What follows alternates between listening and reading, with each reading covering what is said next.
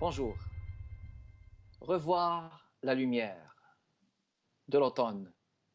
Je n'ai aucun secret à garder au crépuscule de ma vie. Accorde-moi une autre saison. C'était un extrait du recueil Huèche quelque part de la grande poétesse et réalisatrice Joséphine Bacon. Nous avons le plaisir d'accueillir aujourd'hui Joséphine Bacon, poète inou originaire de Pessamit, réalisatrice et parolière considérée comme une auteure phare du Québec. Joséphine enseigne l'inou et monde depuis 40 ans. Elle a édité chez Mémoire d'Encrier son premier recueil Bâton à message, puis un thé à la tundra, finaliste du prix du gouverneur général et finaliste du Grand Prix du livre de Montréal. Elle a publié en 2011 avec José Aclin, Nous sommes tous des sauvages. Elle a publié son plus récent recueil en 2018, Huèche quelque part, qui lui a valu le prix des libraires en 2019. Ici Kamal Binkiran avec vous, bienvenue chez Arts et Lettres. Bonjour à vous, chère Joséphine. Bonjour. Alors, c'est un plaisir de vous accueillir, d'accueillir la grande poétesse, un immense parcours. Parmi nous, chez Arts et Lettres, Joséphine Bacon, mesdames et messieurs. Et j'ai ici aussi ces livres Huèche quelque part dont on va parler, un thé dans la tundra que voici. Et entre autres aussi, nous sommes tous des sauvages avec José Aclin. Dans un premier temps, Joséphine, une question préliminaire sur votre rapport à la langue. J'ai remarqué, par exemple, dans Huèche, quelque part, que vous écrivez en français avec une traduction vers l'inou. Alors, est-ce que vous avez commencé d'abord par écrire en innu, puis après, vous êtes passé directement en français? Quelle a été la trajectoire, justement, de votre rapport à la langue? Mon Dieu, en écriture, j'ai commencé à écrire avec José Aclin dans un travail qui a été coordonné par Laure Morali, Oui. à partir d'un rêve qu'elle avait fait qui s'appelait Amy Tato. Puis elle m'avait jumelé au poète José Aclin. Mais José Aclin, comme il ne parle pas l'inouïmoun, je lui ai écrit en français. Donc, j'ai commencé par écrire en français pour qu'il comprenne, pour qu'il comprenne que j'écrivais, ce que je lui répondais. Mais c'est toute une histoire quand même, parce qu'avec Amy Tato, à partir du rêve de Laure Morali, j'avais jamais écrit de poésie, j'avais jamais écrit de poème. Donc, quand j'étais jumelée à José Aclin, le premier poème qu'elle m'avait envoyé, je n'y comprenais rien parce qu'elle disait que ce serait des correspondances. Est-ce que moi, je connaissais des correspondances du mot français, je dirais, le mot correspondance que j'avais appris au pensionnat quand j'apprenais le français, c'était écrire des lettres. Oui. Alors, quand j'ai reçu le premier poème de José Aclin, ben, je ne comprenais pas sa correspondance et je comprenais pas son poème non plus. C'est comme ça que c'est en le relisant et en le relisant que j'ai fini par comprendre ce que les vers contenaient. Oui, ce que les vers, la contenance des vers. Ici, donc, ça, c'est votre plus récent Huèche quelque part. Que veut dire justement le mot Huèche, Joséphine? Le U, là, en inno, on le prononce en O, donc ça fait en O. Oyesh. Oyesh, parfait, excellent. Quelle est sa traduction en français? Oyesh. Quelque part. Quelque part. Alors, justement, Ouais. c'est quelque part. Donc, c'est une traduction, quelque part. Et puis, c'est un livre où vous portez en vous, justement, Nuchimi, terre des ancêtres. Oui, donc qui est finalement la terre qui nous a vu naître. Oui. C'est pour les Inuits, Notmat, qui est une terre, qui est la terre des ancêtres ou la terre des nomades, c'est un mot qui ne se met pas au possessif. Tu vois, ça va rester Notmat. Mais avec le temps, quand on a commencé à avoir des négociations ou des revendications territoriales avec les gouvernements. Donc, c'est comme nos c'est difficile de le traduire. C'est quelque chose, c'est un mot qui est sacré pour nous. Donc, la façon de le faire comprendre au gouvernement, donc on a dit Nitassinan, qui traduit notre terre. Mais Nitassinan, notre terre, OK. Ouais, mais notre maître, il ne peut pas appartenir à personne, parce que c'est notre maître qui subvenait à nos besoins, c'est lui qui prenait soin de nous. Mais justement, est-ce que aussi on peut considérer comme un livre où il y a comme un hommage aussi quelque part à Montréal? Ben, mon Dieu, c'est mon dernier recueil. Ça fait, oui, ça fait 50 ans quand même que j'habite Montréal. Je suis arrivée en novembre 68. Et puis, c'est ça. Puis je me suis adaptée à la vie urbaine. Et puis, c'est à Montréal que j'ai le plus pratiqué le français. Parce que quand je suis arrivée à Montréal, il n'y avait pas longtemps que j'arrivais d'un pensionnat indien qui se trouve à Maliotenam. Donc, au pensionnat, on ne parlait pas nécessairement français à tous les jours, sauf quand on était en classe. Donc, ce n'était pas une langue que je parlais comme ça facilement, parce qu'au pensionnat, on continuait à parler notre langue. On parlait plus les Noël-Monde que le français, sauf pour l'apprendre à lire. Puis, est-ce que la traduction, justement, du français à l'Innu, est-ce que ça a été une tâche facile, justement? C'est pas vraiment une traduction de l'Innu au français ou du français à l'Innu. Ce que j'écris en Innu, ce que j'écris dans ma langue, en Inuaimun, j'essaie de l'écrire en français pour que les gens qui lisent les poèmes en français comprennent, comprennent ce que j'écris, mais c'est pas une traduction pour une traduction, c'est une adaptation. D'accord, donc c'est pour une question d'accessibilité.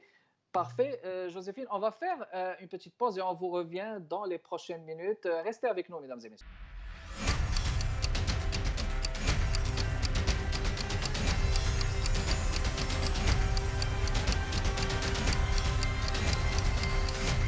On est de retour avec vous, mesdames et messieurs, dans le cadre de Arts et Lettres, avec, pour invité de cet épisode, la grande poétesse et réalisatrice Joséphine Pacon.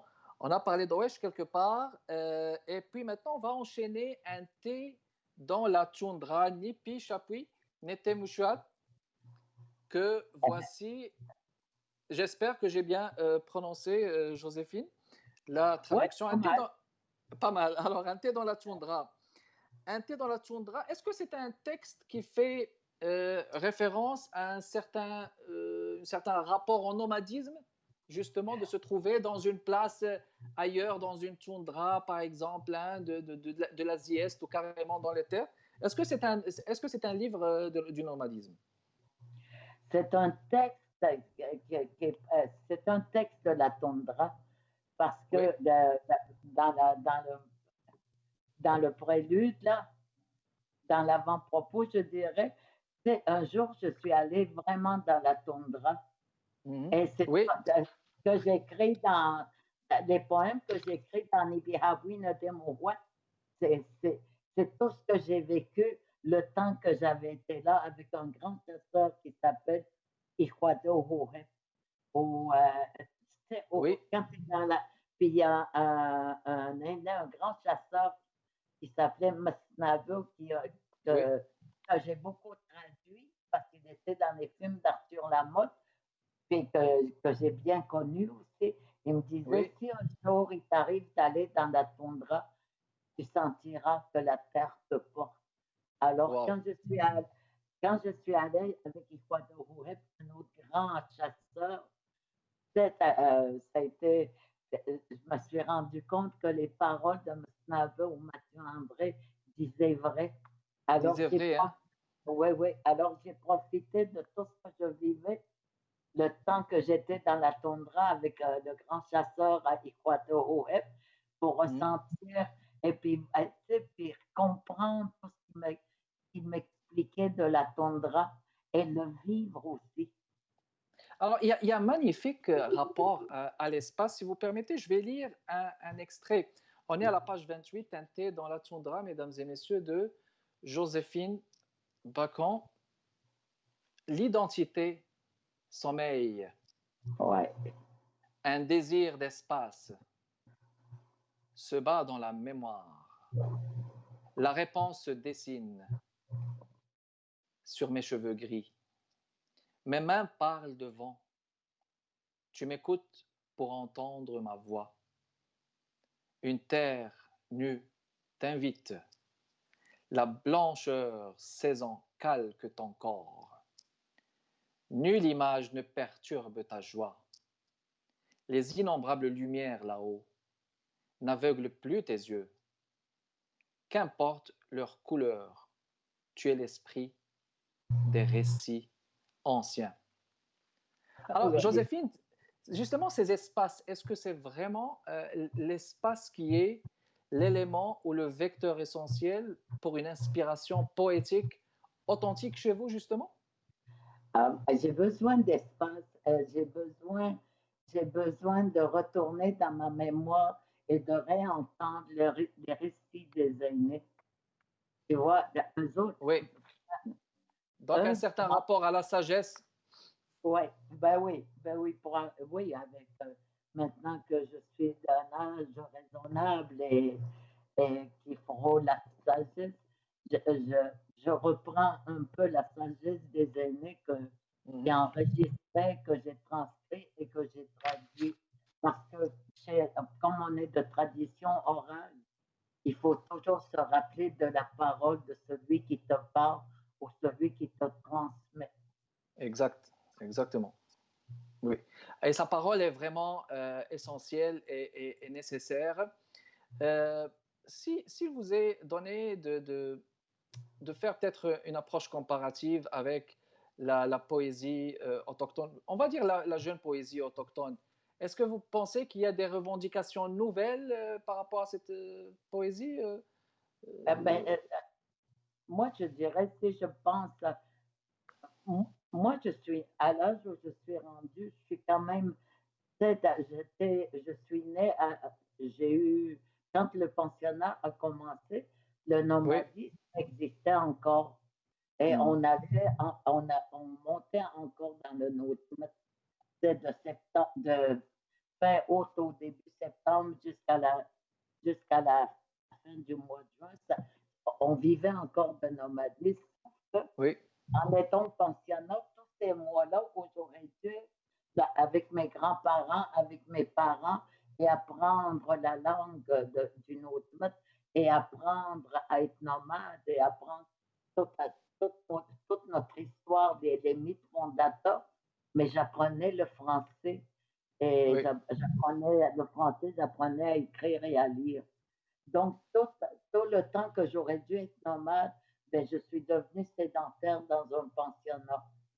Donc, mais c'est-à-dire ce que je veux dire, oui, ce que je veux dire, c'est que peut-être vous vous démarquez à travers vos œuvres, vos livres par une certaine, peut-être on va dire une sagesse. Si on compare avec la jeune poésie autochtone mandatée par des auteurs comme Natacha Canapé-Fontaine ou Anne-Marie Gill, qui ont des revendications beaucoup plus peut-être identitaires relatives à la terre, aux pipelines.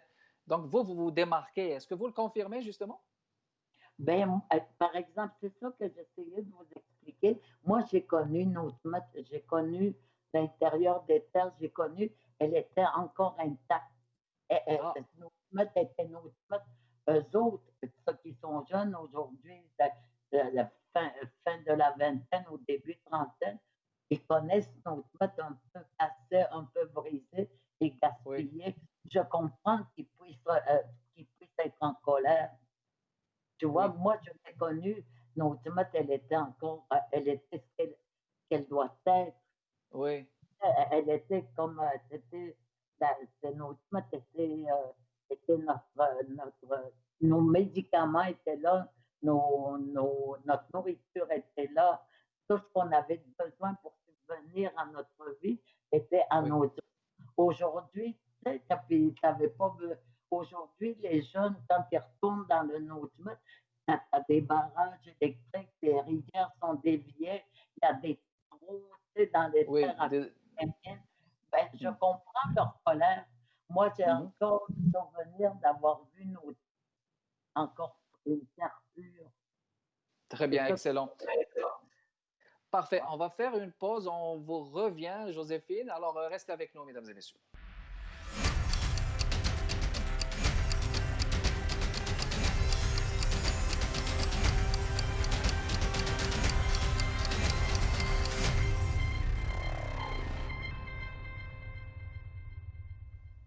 De retour, mesdames et messieurs, toujours dans le cadre de Arts et Lettres avec notre invitée d'aujourd'hui, Joséphine Bacon. On va enchaîner par celui-là écrit avec José Aclin. Nous sommes tous des sauvages. C'est un titre cru, Joséphine, n'est-ce pas? Ce Ben, titre-là, comment il a été choisi justement? pour la liberté. C'est pas Ah, d'accord. dans Nous sommes quand on est des.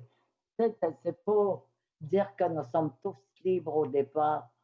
Nous naissons libres. Nous Oui. naissons sauvages. Pour moi, sauvage équivaut à être libre. À la liberté. Donc, ouais. il faut le prendre dans son côté positif, justement. Donc, un livre écrit avec José Aclin, qui parle aussi des territoires sauvages, pas juste de la liberté, mais des territoires aussi et de l'infini. Oui, oui, c'est ça. Je parle beaucoup d'infini. Et puis, mais nous sommes tous des sauvages, moi et José Aclin. C'était pour faire suite un peu au livre Aimé Tato. On a continué. Oui, avec Laure Morali. Oui, avec Laure Morali. Il y a Jean Daisy aussi qui a continué l'aventure avec un morceau qui s'appelle Watessio, La lumière d'automne. Fait qu'on a continué un peu le rêve de Laure Morali. Excellent. Je vais juste montrer ici qu'il y a de belles illustrations, comme on voit ici, mesdames et messieurs, fait normalement au fusain, si je ne m'abuse. Des illustrations aussi de profil. Et je ne résiste pas à l'envie de lire encore une fois un extrait, si vous le permettez, Joséphine, de Nous sommes tous des sauvages de Joséphine Bacon et José Aclin, mesdames et messieurs. Dis-moi, quel est ton esprit? Allô, allô, au ciel, au ciel. Ici, Joe, Two Spirits. Je t'écris du point de rencontre et de soulèvement.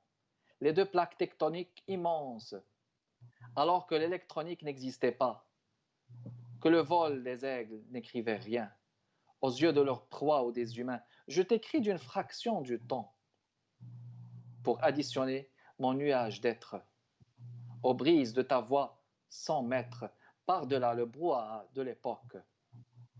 En deçà de l'énervement des pouvoirs, il y en a marre d'être agité par les agisseurs. Don't excuse me, sir. L'amitié est un raccourci que les réalistes flouent.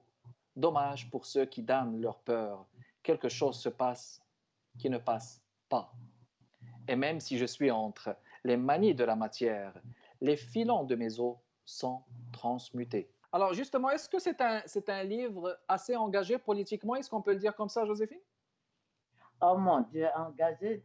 Moi, je suis pas très, je suis pas très dans la politique, mais c'était surtout pour José et moi, à travers ce que moi j'écrivais du nomadisme, de nos traits, de tout ça.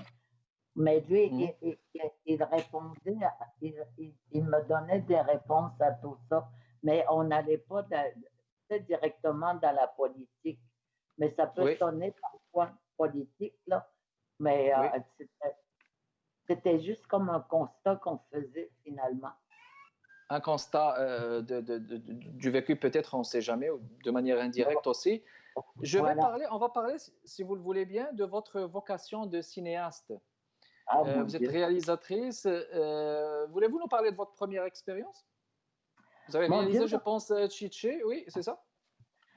Mon Dieu, ma première expérience en cinéma plateau, c'était avec Gilles Carle. C'était en 69 quand il a fait le film Red. Après ça, il m'a toujours fait une place. Gilles m'a toujours donné une place à chaque film qu'il a fait. Et puis, il y a eu Arthur Lamont qui a eu besoin de faire des traductions de tout Mhm, ce qu'il a tourné chez les Inuits. Et mhm. puis, avec Maurice Boulboulian, aussi avec Pierre Perrault. Après ça, puis un jour, l'Office national du film, il a affiché un concours qui s'appelait Formation pour un cinéaste autochtone. Alors, j'ai Oui, appliqué et c'est comme ça que j'ai fait mon premier documentaire qui s'appelle James Strohis, le petit grand européen, Johan Betz. oui, le petit, oui, exactement. Et Ouais. puis, est-ce que vous êtes trouvé beaucoup dans ce genre, justement, qui est le documentaire? Est-ce que vous avez trouvé beaucoup plus d'espace et de marge pour s'exprimer? Oui, je trouve que dans le documentaire, on, euh, on est beaucoup plus libre d'aller chercher ce qu'on veut montrer aux gens, ce qu'on veut Oui, leur dire aussi.